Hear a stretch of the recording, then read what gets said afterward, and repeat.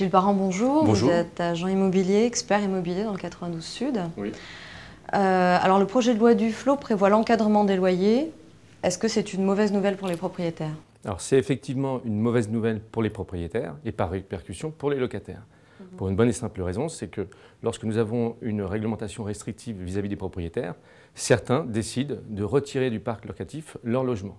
De ce fait, ils le mettent à la vente et on se retrouve avec une offre beaucoup moins importante alors que la demande est toujours là et bien présente. De plus, certains propriétaires ont un changement vis-à-vis de leur location, c'est-à-dire qu'ils se mettent à faire de la location saisonnière qu'on retrouve sur Internet. Il faut savoir qu'il y en a à peu près 20 000 sur Paris, Île-de-France. Mais pourtant, on constate souvent de grosses différences de loyers sur un même secteur.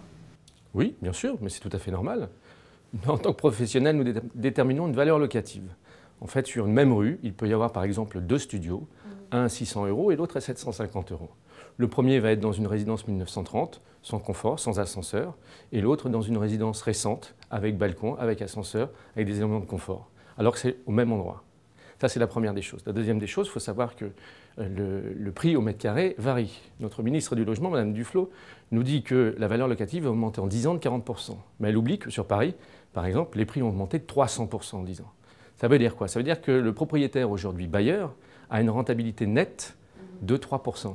Alors vous pensez bien que l'encadrement des loyers, ce n'est pas une bonne nouvelle pour ces propriétaires.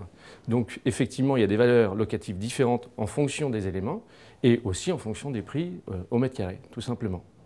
Mais alors, quelle serait la solution? La solution, elle est très simple. On la connaît. Premièrement, le gouvernement n'a plus d'argent. Deuxièmement, les collectivités aussi. Troisièmement, l'épargne est très importante en France. Et en fait, il manque 500 000 logements par an, dont 70 000 sur Paris.